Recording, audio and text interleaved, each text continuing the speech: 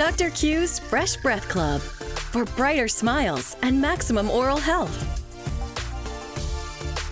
Made from 100% sustainable bamboo, it provides fresh breath for the whole family, grandparents, parents, and children. Buy once or subscribe to join the club. Fresh breath awaits at drqsfreshbreathclub.com. Shop now.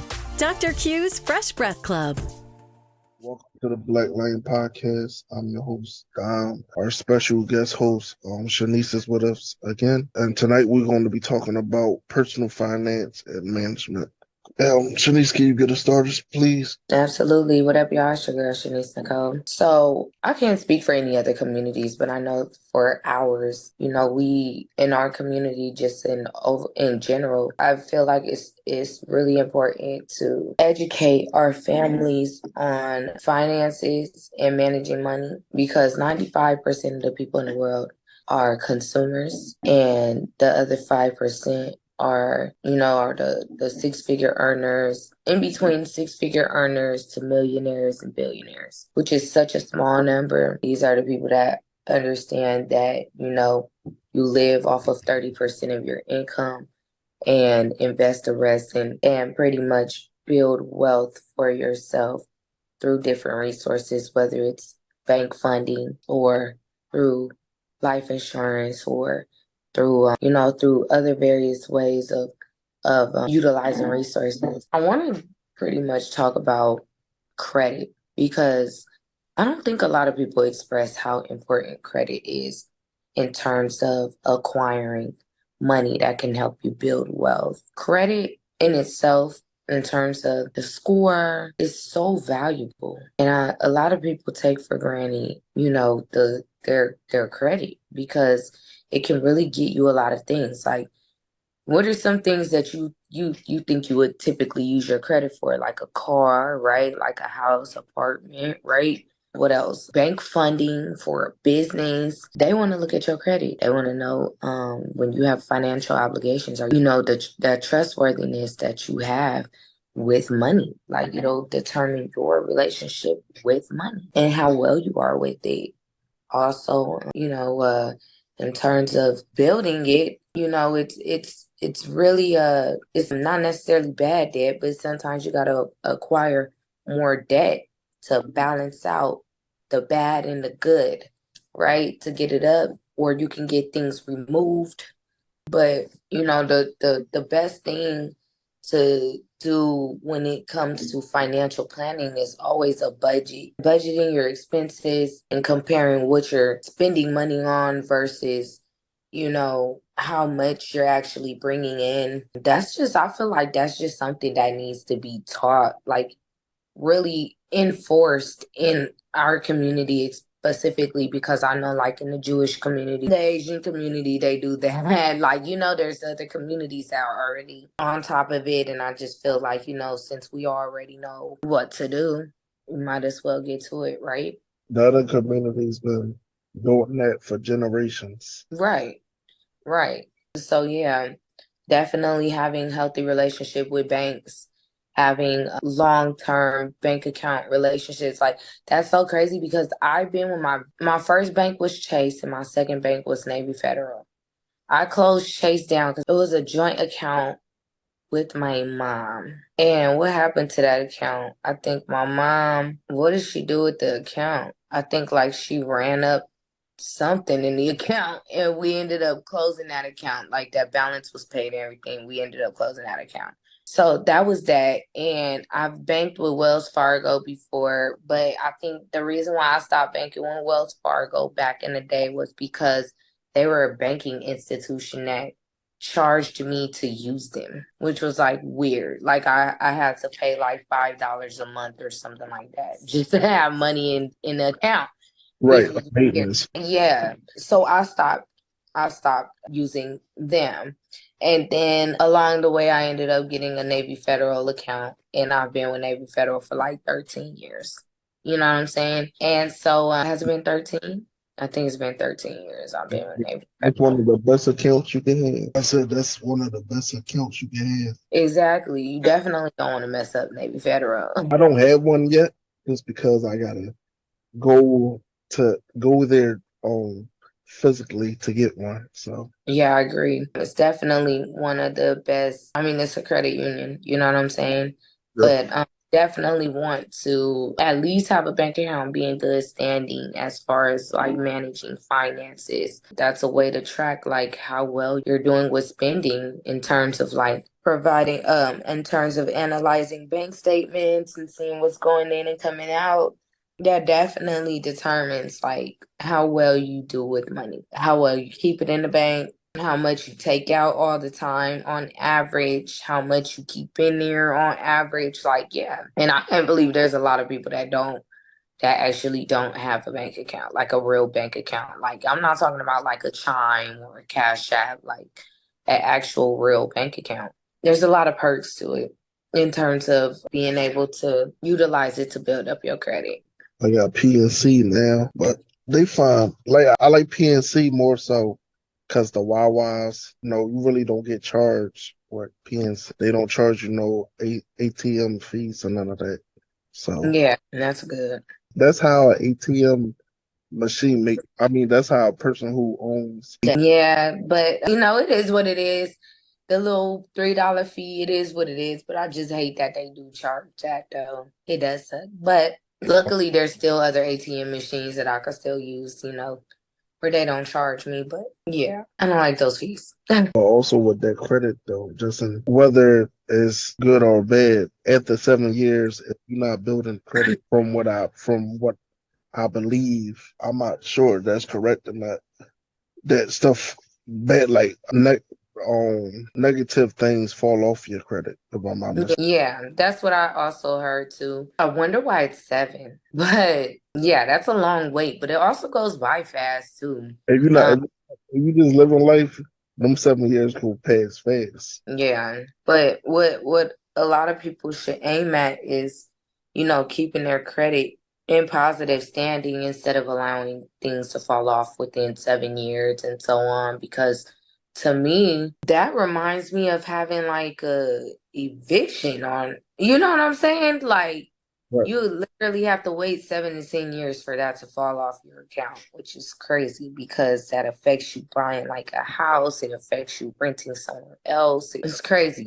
Oh, speaking of evictions, and evictions, like one of the worst things to have on your credit is obviously a foreclosure. They say his second thing was car repossession, but I feel like an eviction is to me is like the same thing as a foreclosure, except you just get kicked out. A foreclosure is the bank is kicking you out. An eviction is the landlord's kicking you. You know what I'm saying? For due to non-payments. So essentially, they're pretty much the same thing. Is that in one case you're a homeowner, the other case you're a renter. So foreclosure, evictions, to me, those are like the worst things to have on your credit. Next, car repo, next, credit card debt. And those are keys to like really, really understand like credit. As long as you can avoid those things, I feel like you're pretty much good. I still feel like your credit could still survive with a car repo. With an eviction, I feel like you'll really, Right. really struggle. You get a car repossession, you can go get another car. Whether it's voluntarily repossession or involuntarily, you can still go get another car. It's just gonna be more expensive. You know what I'm saying? Down payment will be a lot higher, or your APR rate will be a lot higher, or car note payments might be a lot higher. But it doesn't change the fact that you can go get a car. You know what I'm saying? Versus like eviction and foreclosure, it's so hard to find another place. Once that stuff hits your credit, oh my God, nobody wants to take a chance on you. Yeah, absolutely. Yeah. Yeah. And I get it because I work in property management and I've seen a lot of people go up for eviction. And I've ran credit before where applications just get automatically denied because they either owe debt on their last place, had a judgment, or an eviction. It's just automatic denial. It's automatic. And it's sad, but at the end of the day, that's just one of those things where that's a bill you have to take seriously. So don't acquire it if you're not gonna take it seriously. The better advice for them to heed to is live below your means. Stop trying to keep everybody else. Just keep Yeah. it. But see, my thing is too, I feel like, everything is circumstantial because out here in California, I will say rent is very high. You know what I'm saying? And jobs don't pay enough for you to be able to afford rent off of one income, one source of income. You know what I'm saying? You have to have about 2 to 4 sources of income just to like be okay, depending on the area that you stay in. You know what I'm saying? Because just the rent is just ridiculous. So honestly, I do understand it being a little difficult to live below your means when you need to be in your own space, but the rent's so freaking high. You know what I'm saying? Like the rent in itself exceeds, you know what I'm saying? Exceeds the budget. Yeah, so that's What something too. I'm Like, talking about, live with things. What I mean, live below your means. I mean, you could cut back a lot of things that you don't want. yeah, People yeah, have a lot of wants. They mm, wants first and that they need. yeah, Who I was talking said people, well, not people, females, they get their hair done every 2 weeks, but then complain about they don't have no money for their bills. I said, you have money to get your hair done. Your hair could go a few weeks without getting it done, or months. yeah. That's just a want. That's not really a need. Yeah, that's true. Definitely cut back on unnecessary spending, and that'll really help initiate a strict budget, or utilize. It's like what my mom used to say. You either gonna spend the money, spend the time to save the money. Right. I feel like in terms of that, like females getting their hair and nails done routinely every 2 weeks or whatever the case may be, but don't have it don't have enough in the budget to take care of the important things. At that point, that's when you just got to learn how to do your own hair and nails, That's cool anyway, knowing how to do it yourself. Yeah. That would cut a lot of expenses down when you learn to do. Yeah. And when you learn a skill, you can then charge for those services. You know what I'm saying? And that can turn into a side hustle. And that's like, that's learning to have like a healthy relationship with money in a sense where you learn a new skill to help you pay bills. You know what I'm saying? And you save a lot of money doing it yourself. And then also, learning better saving habits. You know what I'm saying? When you have extra money, instead of splurging, just save it or invest a little bit of it into something that's going to generate a return every month or every week or however it is. And I at least suggest that a lot of people learn how to trade in the stock market. That's where everybody 401k is that is where everybody's 401k is, in the stock market. That's where the bank trades the money, in the stock market. That's where some of the government trading the money, in the stock market. I feel like we might as well just learn how to do that. Could be a side hustle in itself. Trading stocks. It requires a lot of patience and a lot of time, but sure, you know how to do it right, you It's, can win. it's not a hobby. It's And be depending on, like what apps you use and how often you do it. I mean, don't. It's not. You're not gambling. You trying to figure it out. That's what I mean by it's not a hobby. People might think, oh, I can do this and spend a whole lot of money. No, that's not what it's for. Yeah. But I definitely, I want to learn how to do it. I know I want to learn how to do day trading too, but everybody says you lose a lot of money doing day trading, but I'm like, it is a risk. Like, you're not on it. You can lose a lot of money. You got shares, well, whatever stocks you want to own, and you could hit them in for trades, stock options, and you can make passive income like that Mm-hmm. daily. Yeah, it's crazy because I have a Robinhood account and I've been having this account since 2000 and I think it was. And I was like, what? And she was just trading here and there. You know what I'm saying? And she was like, yeah, all I did was just follow this ebook and I just started trading. And she said she lost some money. She made money, lost some. And I'm like, okay, that's to be expected. But when I seen that she made a lot of money, I was like, oh man, I am asleep. And I'm still asleep because that was like 3 years ago, 2, 3 years ago that she did that. You got to be mentally prepared for it. Cause you can't. Cause a person that really never did it before going to be antsy. Because it's just, excuse me, because I mean, essentially you can get in, hit, and get out. Just know when to get in, know when to trade, and know when to get out. You know what I'm saying? Before you start crashing and all of that. But yeah, I definitely feel like that's definitely something I want to learn how to do in this lifetime. And then I think somebody, it wasn't my idea. It was a different YouTuber on my idea. He was like, the best way to make sure you know you making sure you have paper access is, or he said every store you shop at, make sure you got that stock basically. So whether name brand, go buy that stock. So, cause the stock costs less than the clothes that you buying for real sometimes. And people just be buying, the steady buying when they could buy the stock.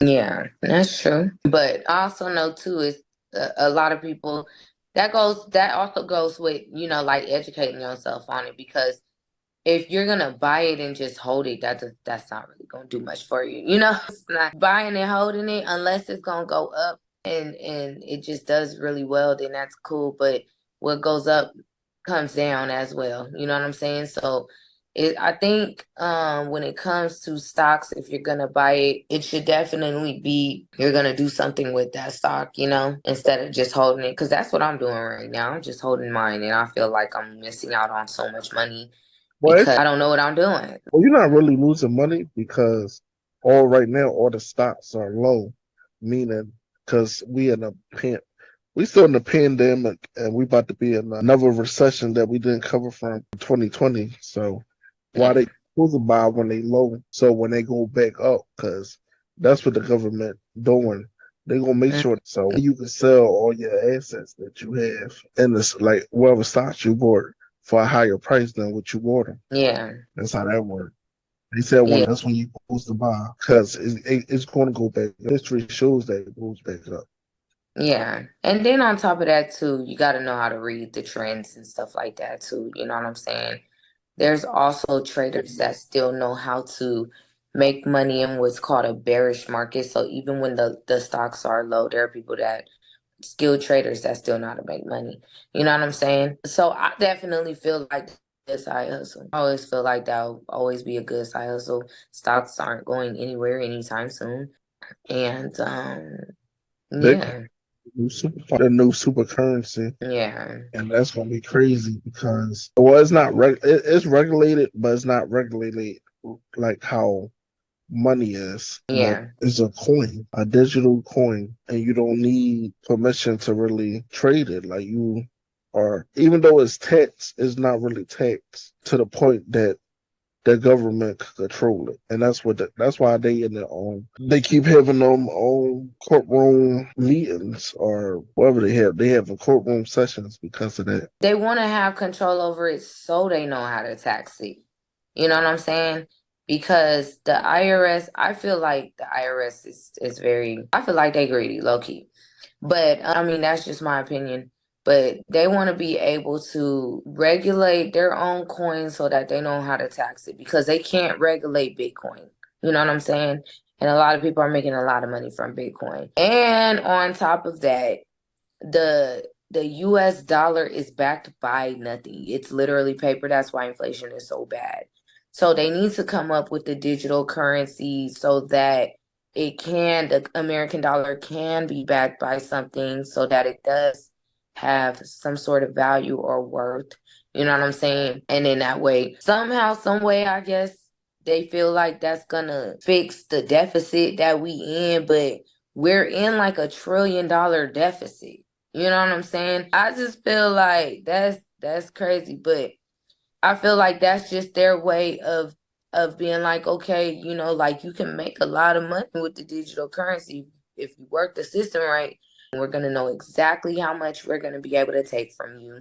We're going to be able to know exactly how you're working it. Like they're going to be all the way 100% in the business. There's like no privacy when it comes to that, their own digital currency. I mean, it's a good idea. I don't know why they didn't decide to come up with their own digital currency in the beginning when cryptocurrency first came out. But there's gonna be some perks to it. I feel like there's gonna be perks to it, but in the long run, there's also gonna be, it's not as hands off as people are gonna think. And I don't know. I can only hope for the best. I don't know if I want to trust it though. Not our government. I don't know if I want to trust our government's currency only because they'll probably allow you to make a lot of money and they'll probably take like 60% of it. So I'm like, I wouldn't want six digital currency taken by y'all. It was only costing like, I say about $50 or something like that. And I'd be like, I can't get in the stock market. 'Cause I was in a nursing home at the time and I no bank accounts or nothing. I was like, yo, I son said that's gonna go big. Cause they kept showing all these ads saying that Bitcoin is gonna be like a superpower stock. And I think it's sold the highest stock, if I'm not mistaken. Yeah, it's definitely a high valued coin. And it's so crazy how it was created, it's being traded, and a lot of people are making a lot of money off of it. Yeah, that's crazy how that's working. But that's And what go ahead. oh no, it's okay. Go ahead. What were you gonna say? No, I was about to say that's how governments, like different governments and big corporations, they saying now pay me in Bitcoin instead of paying me in like US dollars and stuff because that's becoming the new currency worldwide. And it's crazy that it's only a little bit left in the stock market. Like I think 21 million stocks are left. Yeah, that's crazy. I don't even know what the value is on Bitcoin right now. I know it fluctuates. I hope it gets back up to that again, but if it doesn't, then it is what it is. But yeah, a lot of people made a lot of money when it went up like that. What people don't know, and I don't know why they don't know it because I know a lot of YouTubers and other people been telling them, but people could buy stocks for dollars. So you don't gotta buy the full stock. You can buy it in dollars and like that. So they try to use that as excuse. Oh, I don't have a lot of money to buy a stock or something, but you can buy it in dollars. So Yeah. Then they said there's like penny stocks or something out there. I definitely want to learn how to trade penny stocks because I heard a lot of people make a lot of money doing that. you just gotta find what you like the most. Option trading, Yeah. It definitely requires patience, though. I will say that. money, just waking up, make money, wake up, click a few buttons, go back to sleep, and don't gotta do no work. That be the life. That's how some people live though. They can make sure they make their money, they go back to sleep, or do whatever they got to do for the day. Yeah, that's crazy. It's crazy, but I mean, everything, like I said in the last podcast, everything is a system. You just got to learn how to work it. And that's really that. It's really that. That's all you can do. Learn the system and work it. And have an exit strategy. But you have to if anybody want to make some type of wealth or money, they have to get a financial education. Oh yeah, they definitely have to educate themselves on finances and how to make money work for you and utilizing resources to acquire more of it. You know what I'm saying? Or whatever the case may be. Yeah. Oh, and budgeting. Having like a nice strict budget as well to achieve financial goals. Absolutely. They can use if they so choose to, they can use spreadsheets or counting somebody in that field to help. Yeah. Or, like they could get an app that they just put in like all their expenses or like an average of all their expenses that they pay a month. And it'll break it down for them and it'll calculate that for them. And then that way, like they could easily determine what are some things that they could cut out and so on. Like I know when I was budgeting, I cut out fast food. We haven't had fast food in a while in my household. And I feel like I saved so much money not eating fast food. It's crazy. It forced me to cook a lot, but the amount of money that I saved on fast food over the past year is like crazy. Once they do that, create that budget, they find out they have a whole lot more money. Yeah, heck yeah. They gonna be amazed. I'm out. Where does money come from? That's just the budget you sticking to. That's where it came from. Don't mean start spending more money because you got extra money. Right. That's what happened. Our people in our community have a bad behavior problem with money. So Yeah. the consumer mentality. Yeah. I need to buy the new Jordans or the new LeBrons or whatever shoe they want to buy. I'm like, no, they rich already. You trying to get there. Right. Right. And figure out how to get your own little deals and some stuff. Yeah. Yeah, absolutely. Because there's so many times where I have seen like people spend money just because they happy. People spend money because they just have it, and they just want to buy something. They just want something. Too many times I've seen it where I'm just like, that is crazy that you just went and wasted money just because you had it. Like, you know what I'm saying? That's People, just, yeah, that's just crazy. people out here struggling. You don't want to. Yeah, absolutely. But people get offended when you try to tell them how to spend their money. That's why you just don't tell them how to spend it. Steve Harvey said it best. He said people that always asking for money. He said they keep asking for money. He said and they don't want to pay you back. He said don't get mad at them. He said buy them out your life. He said this be the last time you get money from me. So Yeah.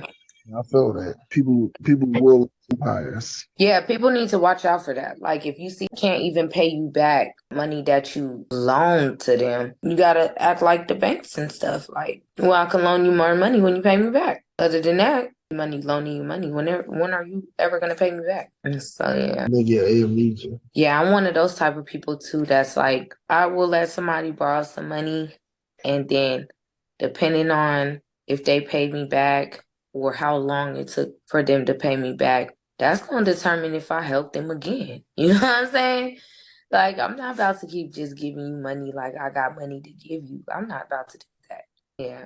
I'm like, you can't keep digging in my pocket. They prey on people with good hearts. Yeah. Yeah. And that's a problem. Like, I feel like if somebody, but see, this is my thing. If somebody is asking you for money, I feel like you know what I'm saying? You have every right to tell them how to spend their money now. Because now you telling me how to spend my money by giving it to you. You know what I'm saying? I feel like at that point, yeah, you have every right to go ahead and tell them. You're not about to handle your business with the money that you're asking me for. You know what I'm saying? So yeah. Gotta stick to your guns, cause they ain't gonna have no money when you need somebody to borrow some money from. Right. And I experienced it for myself, and I saw it happen to other people. And I feel like what some people need to do, if you can't afford to loan money, like if you're looking, I only loan out what I'm not going to chase somebody down for. You know what I'm saying? Like, I'm not chasing somebody down for $20. Hell, I'm probably not even chasing somebody down for $50 to $100. You know what I'm saying? That's like the max. Now, if you're asking me for like two, three, four, or even $1,000, I'm like, oh no, no, no. If I have it and give it and you don't pay it, I'm like, oh no, you bought yourself a one-way ticket out of favors. I'm not doing that. You know what I'm saying? I won't harass you for it back, but it's like the value of it, you know what I'm saying? Because it's such a higher amount, you would value that a little bit more than 100 or 50. You know what I'm saying? And so my thing is, it's like, yeah, like, no, you need to, at that point, yeah, I'm policing you now, because it's like, that's a larger amount of money. You can do a little bit more things with that. So, I'm definitely policing a person at that point. Because it's another solution, a contract. Because with Oh, contract, yeah. and they have to pay you back. Either that or jail. So Or you could take a civil court and you get sued. They can actually garnish wages to pay you back. So that's kind of good. You know what I'm saying? They can garnish wages, or they could put like a lien on property and assets for you to pay them back. So that would mess them up more though. They in the hole because they could possibly go to jail for disobeying the judge's decision. So then that's they on them though. They knew that. Yeah, contract. That's definitely smart. Having something in writing. For asking for money too that I loaned you. Yeah. And most 9 times out of 10, they're not gonna sign that contract. That's why you gotta make them sign it before they get it. That's what these banks do. That's what these what are they called? Cash advance places. When you get a cash advance on your tax refund. You know what I'm saying? And shoot, anywhere where you go and try to get some money, like an institution, a financial institution, where you try to go get money. Oh yeah, they're gonna have you definitely sign paperwork.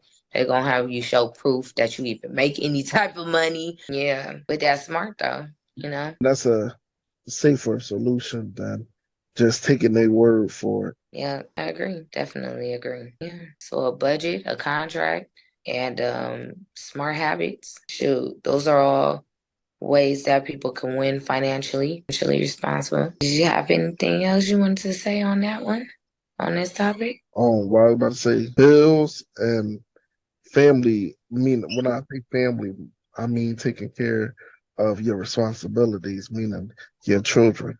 Those two come first. Now, Yeah. and everything else come after that. If Right. not just because you want it. Right.